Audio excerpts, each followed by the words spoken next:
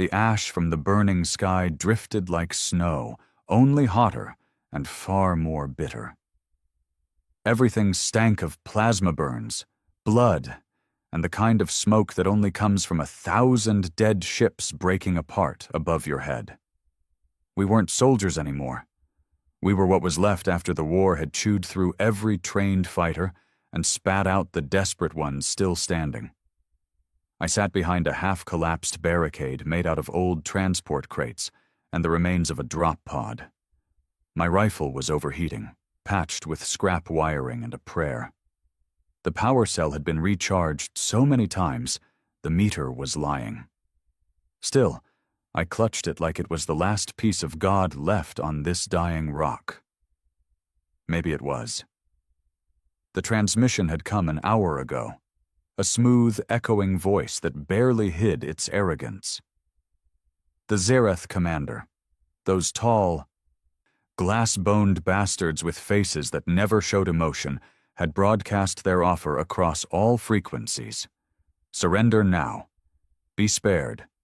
Kneel, and be allowed to live under their rule. A couple of the younger ones, especially those from the outer colonies, actually considered it, not out loud, but you could see it in their eyes. The fear, the hunger, the fatigue that breaks a man's will before a bullet ever does. But most of us just listened to that transmission and laughed. I lit a smoke with fingers still bandaged from the last close combat. The guy next to me, Warren, an old miner-turned-gunner, missing half an ear, let out a low whistle and spat a tooth he'd been nursing all morning. "They really think we'll just roll over," he muttered. "Let 'em think it," I said. Makes reloading feel even sweeter. Our commanding officer had been killed 3 days ago. Since then, leadership rotated based on whoever shouted the loudest and didn't get shot mid-sentence. I wasn't a leader, just another bastard with too much stubbornness and not enough sense. But people had started looking my way when it got quiet. Maybe because I still kept shooting. The aliens didn't understand us. They couldn't. To them, war was strategy, technology, clean lines, precision kills. To us, war was dirt, blood, rage, and holding on even when everything told us to let go. They had better weapons, better armor, and a planet-sized ship parked in orbit like a damn god looking down on us. But we had spite. And that was something no species had been able to crush out of humanity, not in all their attempts. Just before dusk, their scouts came. Not a full wave, just a dozen silver-armored figures scanning for weak spots. We let them get close. We didn't have the firepower for long range anymore. And besides, we liked seeing the look in their eyes when they realized humans weren't running.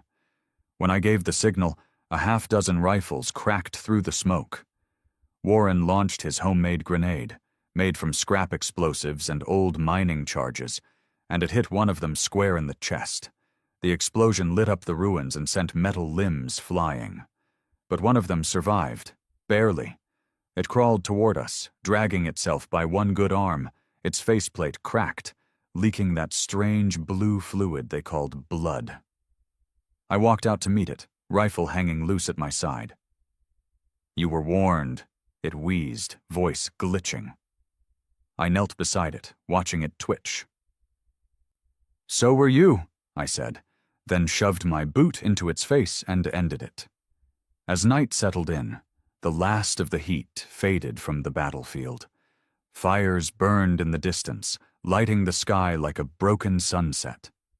The stars above blinked through the smoke, and somewhere beyond them, their command ship waited for our answer. I looked around at the men who remained. Tired, hungry, wounded, but not broken. "We reload," I said, loud enough for them to hear. "We reload and we remind those freaks that we're not some species bred to kneel." Nobody cheered. Nobody needed to. We just started checking our weapons, passing out rations, bandaging wounds that would never heal right. Tomorrow, they'd come again. And when they did, we wouldn't surrender. We'd laugh and reload. The cold came in fast that night. Not the kind of cold you feel in your bones, but the kind that gets inside your thoughts, tries to twist them into something weaker, quieter. The kind that tells you maybe they were right. Maybe surrender wouldn't be so bad. At least you'd be warm. But then you'd remember what surrender meant. It didn't mean peace. It meant being paraded like cattle, stripped of everything that made you human, bent over beneath creatures who saw you as beneath livestock. Surrender meant slavery, plain and simple, working in their sterile, airless factories, mining their toxic rocks while they monitored your every move. It meant being turned into a number, a useful resource. So yeah, we stayed cold. I sat against a shattered column that used to be part of a defense tower. Its top half lay half a kilometer to the south, snapped clean off like a twig. My gloves were torn, and blood had dried in the creases of my knuckles from where I'd punched a Zereth trooper to death the day before. Not the smartest move.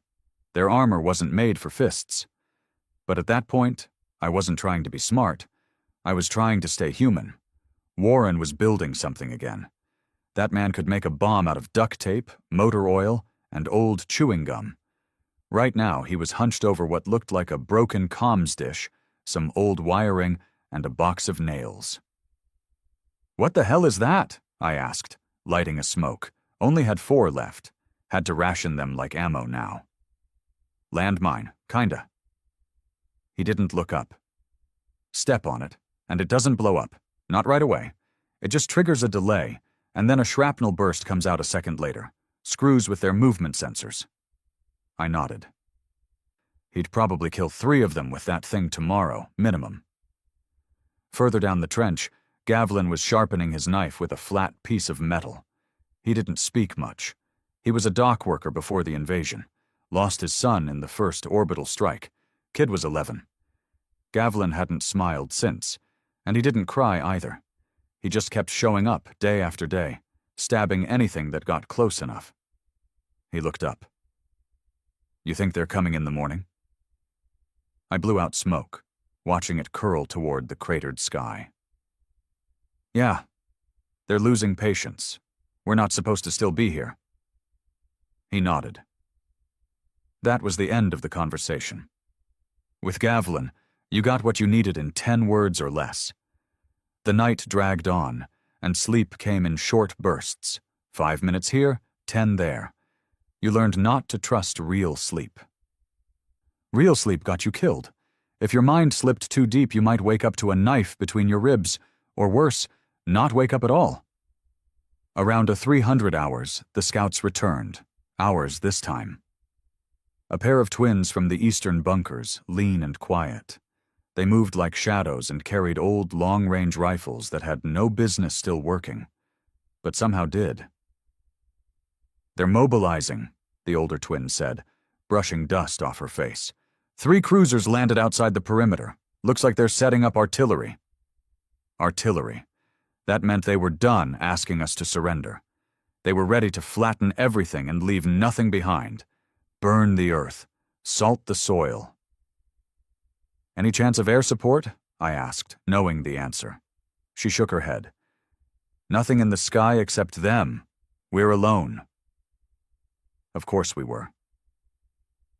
The command structure had collapsed 2 weeks ago when Earth's last orbital platform got taken out. No signals were coming in, no backup arriving. This wasn't part of the war anymore. This was after the war, the part nobody writes about. The part where the survivors either die slow or fight dirty.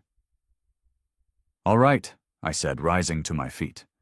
My knees cracked like dry branches. "We don't wait for them to get comfy. If they're setting up artillery, we hit them first." There was silence for a few seconds. "You mean go out there?" one of the younger guys asked. His name was Rig, new blood, fresh out of one of the colony schools before the fall. Smart kid. Still had hope in his eyes, which probably meant he was going to die soon. "Yeah," I said. "Exactly that." They were setting up to break us, to end this whole stand with a single barrage.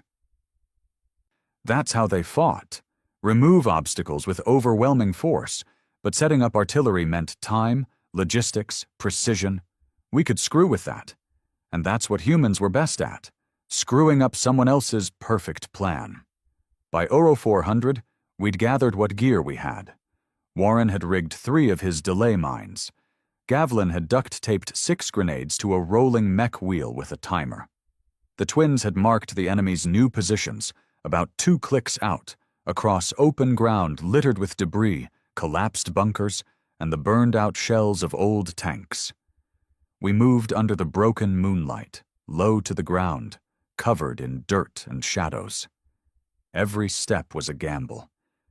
But the Zareth were arrogant. They assumed we were too beaten to counterattack. They expected rats, not wolves. We reached the edge of a ravine that overlooked the landing site. Sure enough, 3 long, skeletal artillery rigs stood in a loose triangle.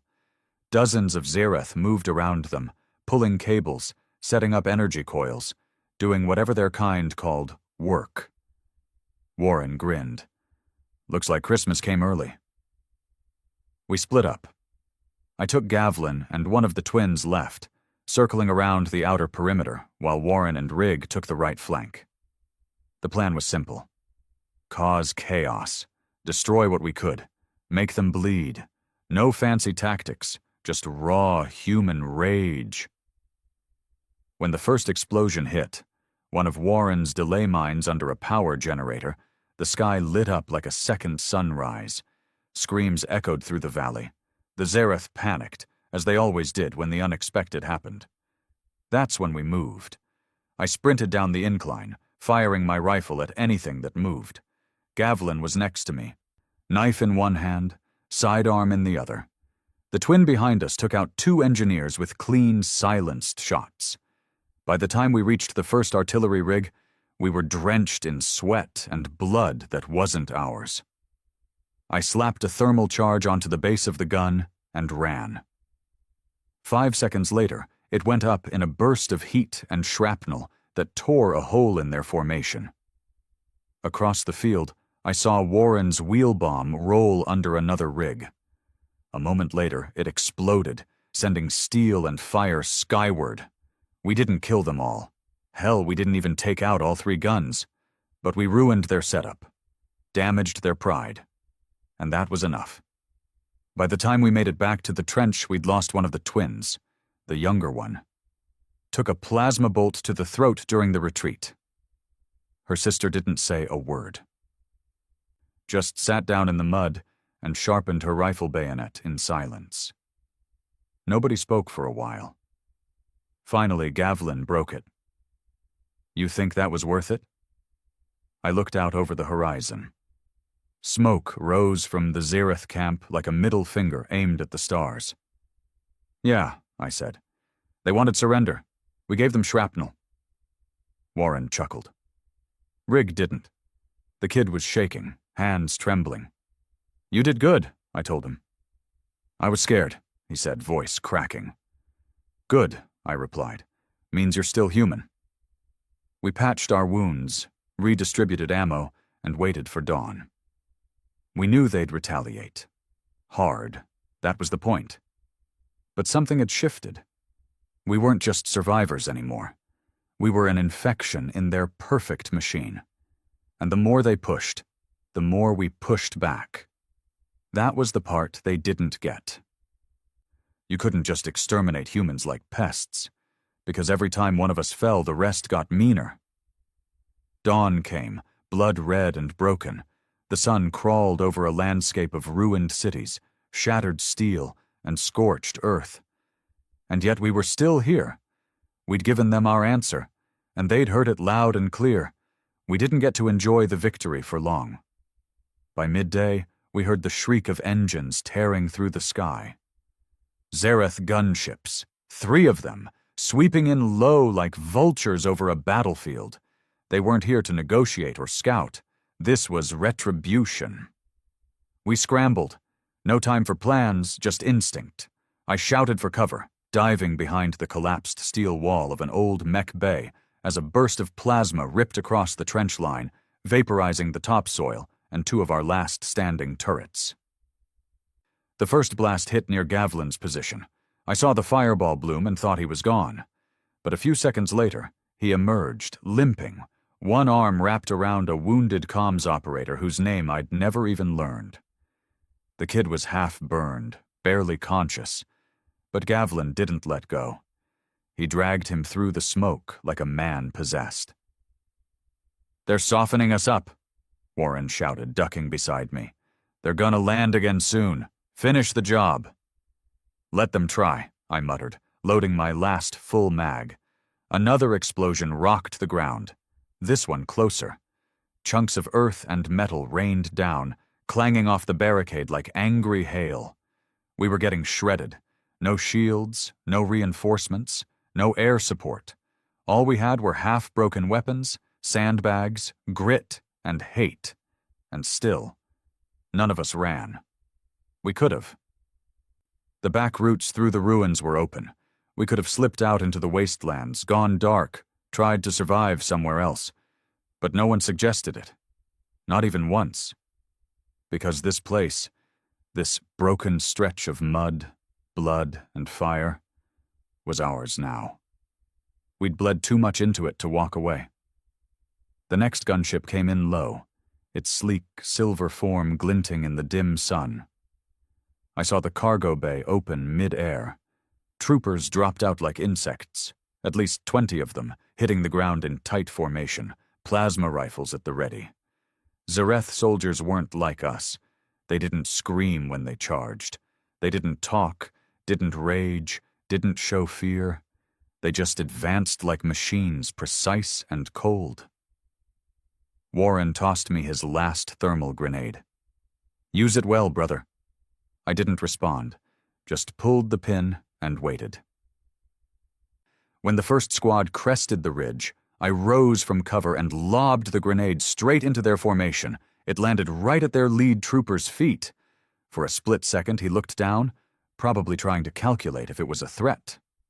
Too late. The explosion tore him in half and sent 2 more flying. Screams, real, panicked screams, broke out across their ranks. Not human voices. Zareth voices. Twisted, high-pitched screeches that meant pain and confusion. Music to my ears. Rig was beside me, firing wildly, eyes wide with terror but hands steady. He dropped 3 of them before a plasma bolt caught him in the side. I grabbed him and pulled him back, but he was coughing blood already. "Stay with me," I barked. His lips were pale. Did I do good?" "Yeah," I said, "you did real good." He died before I finished saying it. Another explosion. Gavlin roared like an animal, charging a group of Zareth with nothing but a blade and a broken rifle. He took down 2 before they overwhelmed him, but he didn't scream. He didn't beg. He fought until his last breath. We were down to half a dozen by the time the second wave hit. That's when the unexpected happened. The last Zareth gunship took a hit, a direct one, from above. A streak of red fire cut through the clouds, and a ballistic missile slammed into the gunship's hull, blowing it apart mid-air. Flaming wreckage spiraled down, crashing into the far side of the battlefield with enough force to shake the ground. For a moment, everyone froze. Even the Zareth stopped firing. Then a voice came over comms, scratchy, old, barely functional. "Echo 3 to ground holdout. You still breathing down there?" I couldn't believe it. My throat locked up. "This is ground holdout," I answered, grabbing the cracked comms panel from the fallen operator. "Who the hell are you?" "Last of the orbital survivors. Been drifting in debris fields for 2 weeks. Found a missile platform still active and decided to put it to good use. You look like you could use the help." I laughed. Not out of joy. Just pure disbelief. Someone was still out there. Someone human. "We're down to less than 10. No heavy weapons. Ammo's low. If you've got anything else, now's the time." "Copy that," the voice said. "Brace for a gift from the sky." A minute later, another streak dropped. This time, a canister. It slammed into the field near us and popped open with a hiss, revealing a supply cache. ammo, grenades, medkits. I grabbed everything I could, passing gear to the others. The adrenaline hit hard. We were back in it. Warren grinned as he loaded a fresh energy cell. Feels like a second wind. No, I said, slamming a new mag into my rifle. It feels like vengeance. We pushed out hard. With fresh ammo and zero hesitation, we stormed their broken ranks. The surviving Zareth tried to regroup, but we hit them like hellspawn, not soldiers. Close range, face to face, eye to glowing eye. One of them aimed at me, tall, armored, sleek, their elite type. I dropped my rifle, ran at him full speed, and drove a knife into the gap under his chin plate. He tried to scream, but all that came out was that gurgling sound I'd heard 100 times. I yanked the blade out and moved on. Warren set off another of his traps, this one a tripwire that sent steel shrapnel into the enemy's backs. 2 more went down, writhing in the dirt.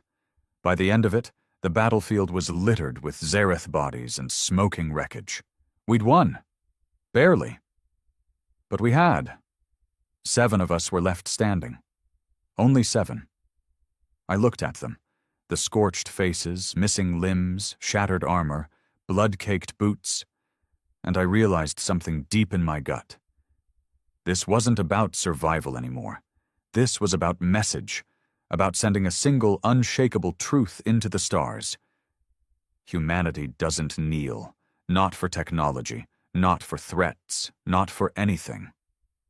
We dragged the Zareth bodies into a pile and lit them on fire, not out of cruelty, but as a warning.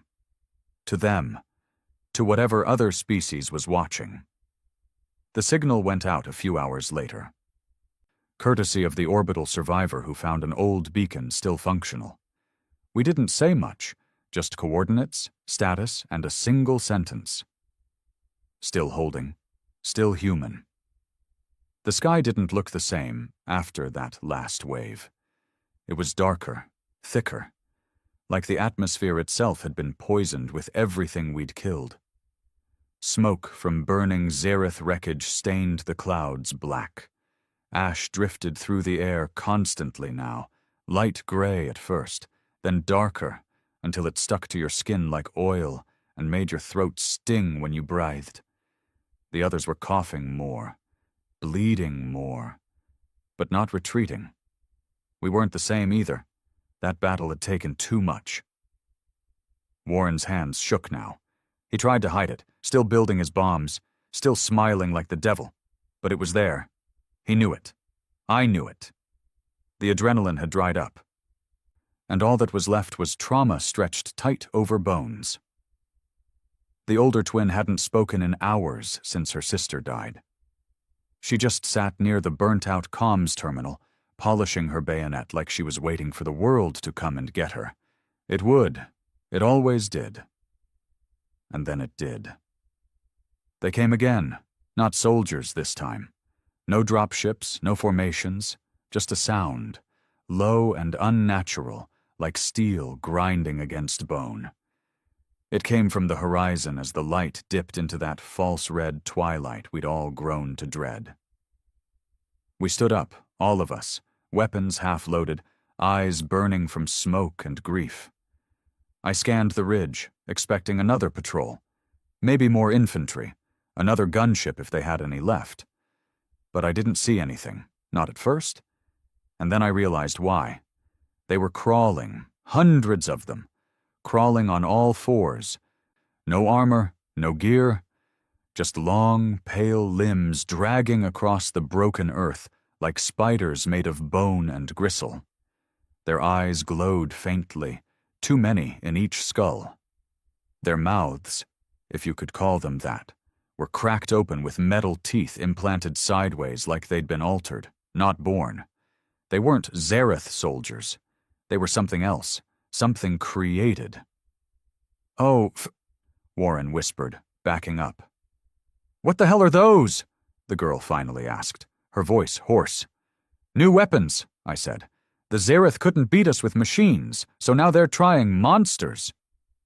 The crawlers didn't speak, didn't roar, They just advanced, climbing over debris, darting forward in bursts like animals that had forgotten what fear was.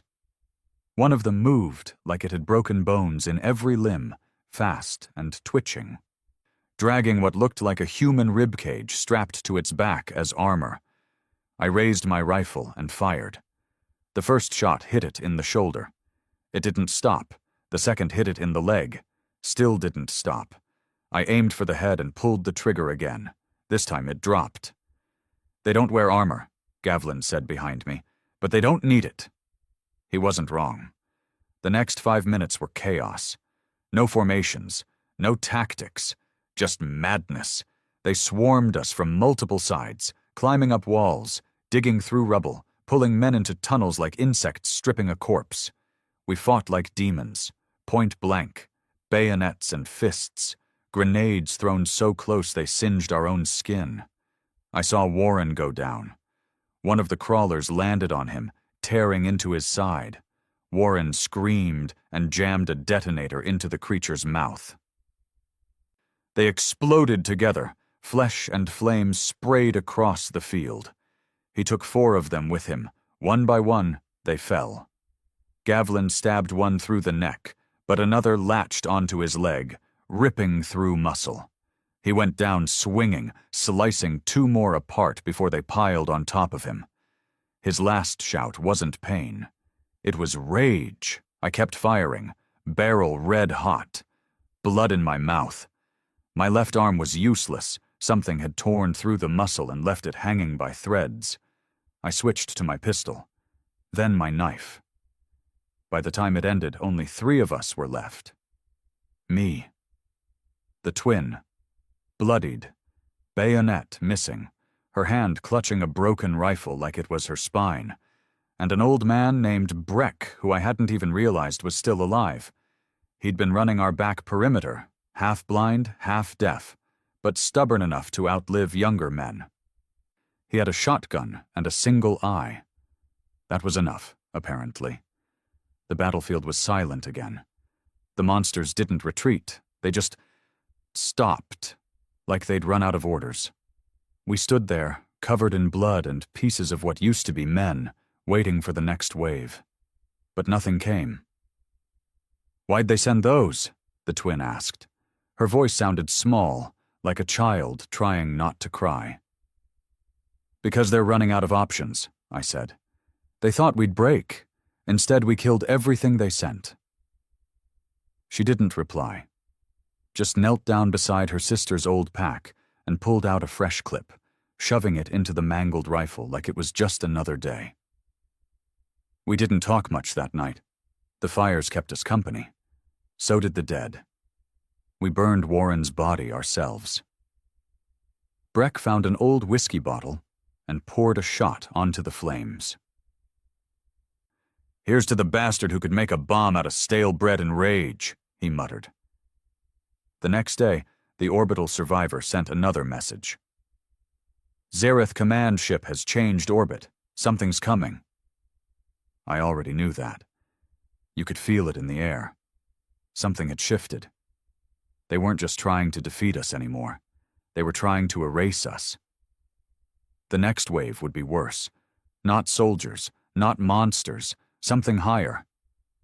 I didn't know what they'd send next. Maybe it would be some kind of psychic. Maybe an experimental AI. Or maybe just a chemical payload that would rot us from the inside. Didn't matter. We were still human. Still here. And we were ready. By the time the sun came up again, or what passed for sunrise through the smoke-thick sky, there were only 3 of us left. Me, Breck, and the last twin. And even she was more ghost than soldier now. Her hands didn't shake. Her eyes didn't blink. She moved like death was a thing she'd already shaken hands with, and just hadn't followed through yet. Breck was patching up his leg with a piece of power cable and some duct tape. The crawler things had nearly torn his calf clean off, but the old man wouldn't stop. I told him to rest. He grunted and asked if I was going to write poetry next. We'd fortified what was left of the trench, not because we thought it would hold, but because fighting back was the only thing left that made sense. The orbital survivor hadn't sent anything since yesterday. Either they were out of juice, out of missiles, or dead. I didn't care. We were already on our last breath. All I needed was one more reason to breathe, one more shot at the enemy. And they gave it to us. Midday, the world went quiet. No engines, no wind, no birds. Not that there'd been any left alive for weeks. Just stillness. That's when the sky opened. Not like before. No atmospheric fire or bombing runs. No screaming ships falling from orbit. This time it was clean. A perfect circular tear in the clouds. And from it, a single shape descended. Not a drop pod, not a cruiser, a being. It didn't fall, it floated. 10 feet tall, smooth armor like polished bone. 4 arms folded across its chest. Its face was nothing. A blank shell with 6 tiny lights where eyes might have once been. Not glowing, just watching. Breck muttered, "Well, looks like Mama finally showed up." The thing landed without a sound, a few hundred yards from our last stand. No escort, no army. It didn't need one. I recognized it immediately. A Zareth Prime, command class, only 1 per planetary sector. Rumors said they weren't made. They were grown, genetically engineered from the best minds, best warriors, best killers the Zareth had ever produced. A mix of science and cold-blooded perfection. This one just stood there, watching. I stepped out of cover. No helmet, no dramatic armor. Just my old cracked flak vest and a rifle held together by electrical tape and spite. "You want a speech?" I shouted. "You're late. We ran out of things to kill hours ago." It didn't respond. Just began walking forward. Smooth, effortless. I raised my weapon and fired. The bullets hit. All of them. Direct center mass. And all of them dropped to the ground like they'd hit steel. Not even a flinch. Then it spoke. Its voice didn't come from a mouth. It came from everywhere. The air, the ground, the metal in our bones. "You will not win. You cannot. This is not defiance. It is delay." I laughed. Couldn't help it. "That's what you sound like?" Jesus! I was expecting something more impressive. The Zareth Prime raised one arm. A pulse rippled out, low frequency. Breck grabbed his head and fell to one knee, screaming. I turned, fired again, this time aiming for the exposed lights on its face. 2 hit, 1 cracked. The thing paused. Then it ran. Not walked, not hovered. It sprinted, faster than anything I'd seen move on 2 legs. It was on me before I could reload. I dropped my rifle, yanked my knife, went in low. We collided. It hit like a truck, but I didn't fall. I stabbed for the side of the torso, found a weak spot. The blade sank halfway in before it caught my wrist and snapped it clean. Pain exploded. I roared in its face. It raised its second arm, some kind of energy weapon built into the palm, and aimed straight at my heart. But the twin appeared from nowhere, screaming like a banshee. She slammed the broken rifle stock against the side of its head. The Zareth Prime turned, backhanded her 20 feet through the air. She hit a wall with a crack I felt in my spine. I used the distraction. Reached down. Pulled a frag grenade from my belt with my good hand. Thumbed the pin. The Prime grabbed my broken arm and squeezed. I jammed the grenade between us and shouted, "Welcome to Earth, asshole!" Boom. The explosion knocked us both apart. I hit the ground hard, coughing, chest on fire, ears ringing. The Prime wasn't dead. Not yet. But it was hurt. Its armor was cracked. Fluid leaked from its side. It staggered for the first time, looked down at the damage, like it couldn't believe it. I stood, one arm hanging useless, blood pouring from my nose and mouth. My boots were melted halfway off. But I stood. The Prime raised its weapon again. Slower this time. Then Breck fired, from behind me. Shotgun. Close range. The blast tore into the Prime's back, staggering it forward. Then another blast. And another. Breck didn't stop until the gun clicked dry. The Prime turned, chest blown open, sparks flying, and tried to lift a hand. That's when the twin reappeared, limping, mouth bleeding. She threw something. Warren's last mine. It hit the Prime's chest and stuck. Click. The explosion turned the Zereth Prime into a pile of smoking limbs and shattered pieces. Silence returned. No movement, no speech. Just the three of us. Bleeding. Barely alive. Still human. We sat down together. Right there in the ruins. Shared the last rations. 1 can of meat, half a bottle of water. Breck coughed. Think that was the boss? I nodded. That was the best they had. He chuckled. They're screwed then. The twin didn't speak. She just lit the last cigarette. Smoked it slow. Passed it to me. I took a drag, then passed it to Breck. A moment of peace, surrounded by the dead. That night, we sent one more message. From the broken comms terminal. Short, clear. Command class terminated. Still holding. No surrender. We didn't ask for evac. Didn't ask for help. We just wanted them to know we were still alive. And we'd never kneel. We didn't sleep that night. Not out of fear. That had died days ago. It was something else now. Something harder. Quieter. Like our bodies were too damn tired to collapse, but too stubborn to let go. We sat in the ruins, backs against scorched steel, passing a half-dead flashlight between us just to see each other's faces. It felt like the world had cracked open, and only 3 of us had crawled out alive. Breck was breathing heavy. Every inhale sounded like sandpaper dragging through his chest. He'd taken more damage than any of us, his ribs wrapped in electrical tape, his left boot duct-taped to the shin where the skin had split open. But he still had that same spark in his eye. That fire. The one that said, "I'll die standing before I kneel." The twin, the last twin, was different. Quiet. Withdrawn. She kept staring at the wreckage of the Zereth Prime, like it might get back up again. Her hands were raw from gripping that broken rifle stock too long. She hadn't said a word since we'd sent the last message. Me?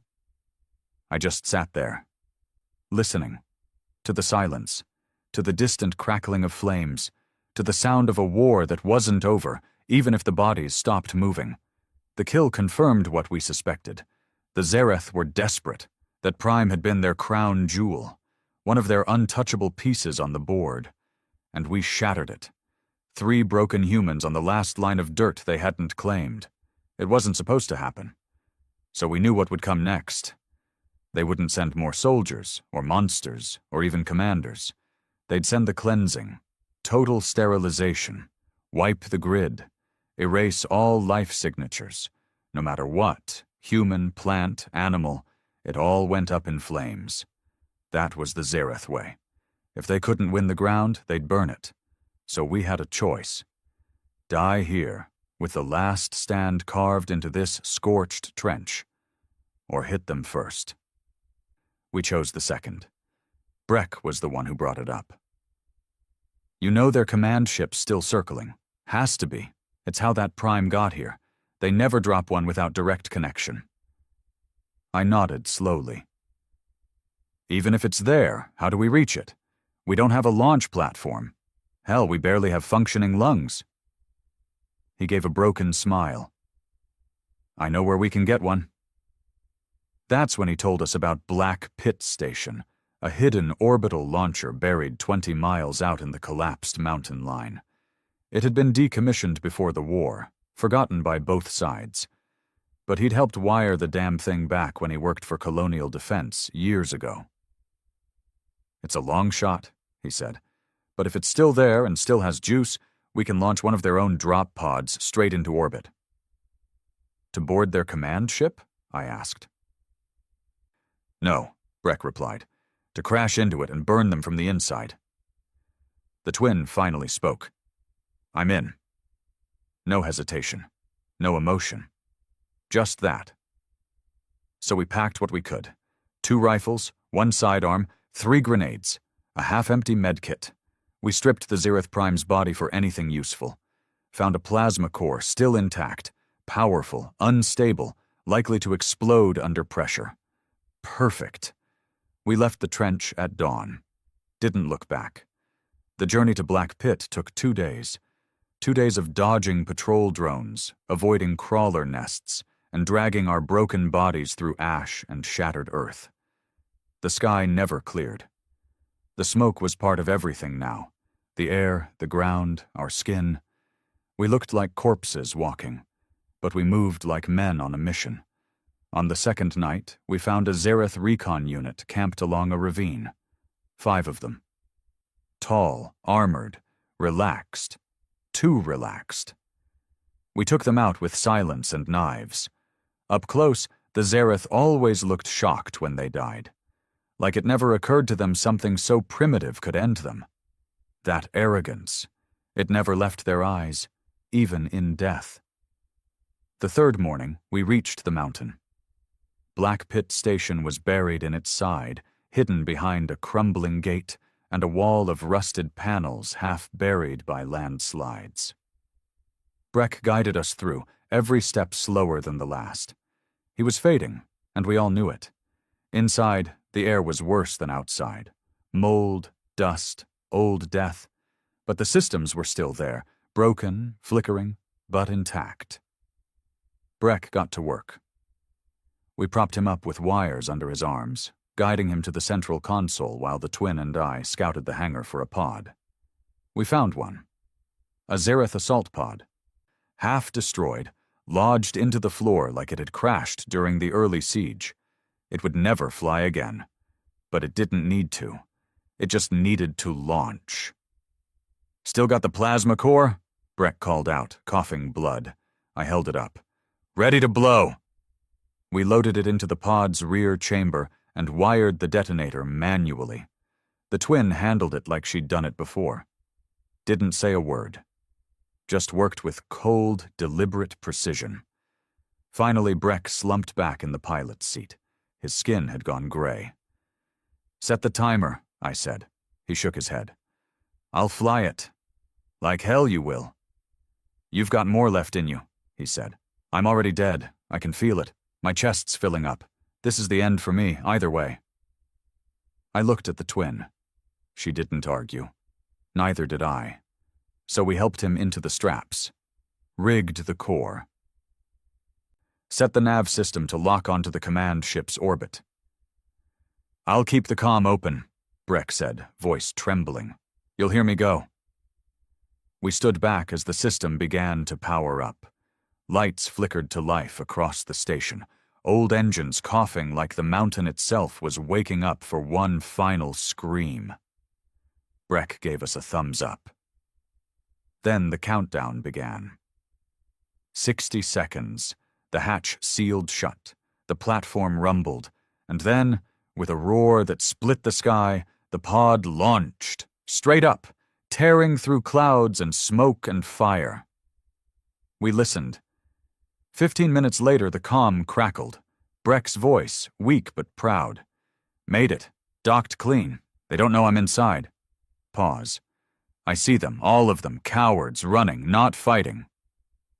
Silence. Then, in his last breath, "Light it up." The explosion lit the sky. Not like a bomb. Like vengeance, the Zereth command ship tore open like a steel flower, burning, breaking, spiraling down in pieces. The shockwave hit the earth a minute later, shaking the mountain and knocking us both flat. When it cleared, the sky looked clean. For the first time in weeks. No ships, no drones, no more threats, just the stars. We sat there, covered in dust, watching the ash finally start to fall slower. The twin looked at me. Her voice was raw. "We won?" I nodded. "For now." She didn't smile. Neither did I. There wasn't anything left to smile about, but we were still breathing, and the bastards weren't. That was enough. The silence that followed was worse than the war. There were no more Zereth in the sky. No command voices polluting the airwaves. No drones humming through the canyons or crawlers clawing at our boots in the dark. The skies, once heavy with black smoke, fire trails, and burning wreckage, looked open, empty, clean. But it didn't feel like peace. It felt like aftermath, the kind of quiet that settles after a massacre, the kind where the screaming's over but the echoes are still hanging in the air, waiting for someone to say it's finally done. No one did. There were only two of us now, me and the last twin. She never told me her name. I never asked, felt wrong, like names belonged to another life. A softer one. We stayed at Black Pit Station for another day, long enough to rig a signal beacon using the last of the Zereth tech we'd salvaged. She was the one who figured out how to tie the power core into the satellite uplink. I watched her work in silence, one hand pressed to my ribs where the bruising had turned black and deep. Breathing was pain now. Everything was pain. But we didn't say it out loud. What was the point? The signal was simple. No politics, no begging, no fancy diplomacy, just coordinates, status, and a message. Command ship destroyed, survivors still holding, Earthborn, unbroken. We didn't expect anyone to answer. We weren't even sure who still could. But the signal needed to be sent. Not for rescue, for the record. To let the rest of humanity, if there was any left, know what we did here, what we paid, and that we didn't die with our knees in the dirt. We left the station the next morning, walking north toward the dead horizon. No vehicles, no transport, just two broken souls moving through the wasteland with rifles that barely fired and wounds that would never fully close. The land was different now. Quieter. The Zereth were gone. No signs of regrouping. No final retaliation. It was like once their command ship went down, the rest scattered like bugs from a burning house. Cowards in the end. That's the thing about a species like that. They fought with superiority, not survival. They expected clean victories, not resistance. They didn't know how to suffer. We did. That's why we won. About 10 miles out, we found what was left of a human outpost, buried under sand and rubble. The bodies had long since decayed, bones scorched and stripped, but the comms tower was intact. She climbed it while I kept watch. Took her half a day to get it working, and when it came back online, just a flicker of static and then a voice. It didn't sound human. It was Zereth, faint, distorted, like it was bouncing between dead satellites. A language I didn't understand fully but recognized instantly.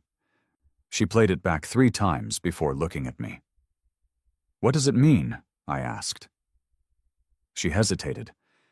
"It's a distress call from one of their colony fleets." I narrowed my eyes. "You mean survivors?" She nodded. "They're not regrouping. They're retreating." I let that sit for a moment. The mighty Zereth Empire crawling away from the edge of the system, afraid, not of our weapons, not of our tech, but of us. Humans. We didn't have ships anymore, or armies, or even a government that worked. But we had this one undeniable truth they couldn't erase. We didn't break. We spread the signal to other bands, open frequencies, old smuggler channels, even dead military networks, just in case some rogue AI still listened in the dark. And then we added a message of our own. "We're still here. You lost. Tell your kind. Tell every species that watches. Earth fights to the last man and then keeps fighting." After that, we moved. Town to town, ruin to ruin, looking for signs of life, and slowly, we started finding it. Not much at first. A farming family hiding in an old sub-level bunker, surviving off hydroponic vats and canned meat. A former medic operating a makeshift clinic in a cave network. A dozen kids living in the underground rail tunnels beneath a broken city, led by a scarred woman with one arm and a shotgun. None of them had hope left. Until they saw us. until they heard what we did. And when they heard about Breck, about how he flew a stolen pod into a command ship's gut and lit up their god like a bonfire. That's when the spark came back. One of the kids, maybe 12 years old, asked me something. "Are we safe now?" I looked him in the eyes. "No." He swallowed hard. "Then what happens next?" I bent down, handed him one of our last cartridges. "You reload. You wait. And when they come back, and they will, you show them what it means to be human." That's when I realized this wasn't the end. It was the beginning. It's been 6 months since the last Zareth scream faded from the sky. The planet's still scarred, cracked in places, cities burned black, oceans poisoned in patches, skies that don't always remember how to turn blue. But we're here, building again. And every time another survivor group picks up our signal, they send their own message back. Still holding, still human. We've started calling ourselves the Groundborn, the last defenders, the legacy that refused to rot. Some of us wear old uniforms, others wear scraps. Doesn't matter, the emblem's the same, a cracked helmet, a blood-stained fist. And a single word beneath it, unbowed. The twin, she never told me her name, but everyone else started calling her Ash. Fitting. She rose from it, lived in it, carried fire in her bones. She runs the Western Resistance now. Quiet, but brutal. Trains kids half her size to shoot straighter than Zareth soldiers ever did. Me? I don't lead. I don't command. I just walk, from town to town, sharing the story, reminding people of the trenches, the screams, the laughter before we reloaded, and the prime that fell not from strategy, but from rage. When I tell them what Breck did, they listen. When I tell them what Gavlin, Warren, and Rigg gave up, they remember. And when I tell them we never surrendered, they stand a little straighter. That's enough for me. The war will come again. Maybe not from the Zareth. Maybe not from the stars. But it always does. And when it does, they'll remember what happened here. What happened when Earth was asked to kneel, and laughed instead. I never thought I'd live long enough to see the galaxy fear our name. But here we are. It started with whispers. Zareth colonies in outer space, abandoned. Supply convoys rerouted to avoid the Sol system. Refugee ships carrying the last of their broken elite crawling into distant sectors, trading information for mercy.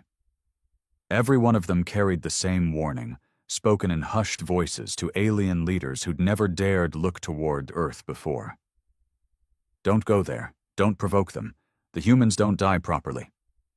They didn't say we were brave, or noble, or honorable. They said we were dangerous, unpredictable, irrational, unkillable, and that's exactly how we wanted it. The Groundborn movement grew faster than we expected. It spread not because of orders or propaganda, but because the truth had teeth and survivors were hungry to bite back. We became stories first, then symbols, then something more. I was walking through the ruins of what used to be a Zareth outpost near the equator when the first envoy came. Not human. Not Zareth. Something different. A small gray species called the Halari. Thin-bodied. No eyes. They spoke through vibration. There were 3 of them. No weapons, no escort. They found me sitting outside a derelict tank with a half-cleaned rifle across my lap. I hadn't shaved in weeks. One of my boots was held together by copper wire. I probably looked more like a raider than a leader. But they bowed anyway.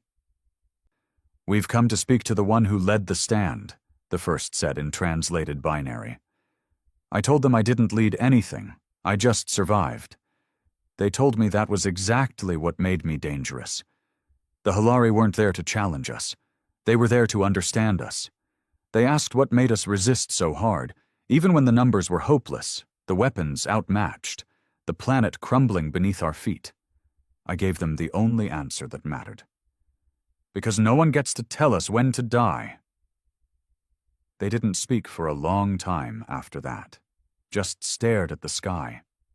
And then one of them pulled something from their cloak, a carved plate etched in their native runes. They handed it to me. "Your world is now marked on the stellar map," he said, "as Red Class Hostile." I raised an eyebrow. "Is that supposed to be a threat?" He shook his head. "A warning. For others." Then they left. Didn't say goodbye. Didn't need to. The message was clear. The universe now knew who we were, and more importantly, what we'd done. Ash found me 2 days later. Still didn't call herself that. But it had stuck. She looked older. Not in years, but in weight. She carried command now, a dozen cells under her watch, cities rebuilding under ground-borne banners, engineers salvaging orbital junk and welding together new ships in underground docks. She handed me a data pad. "This is what you started," she said. I scrolled through it.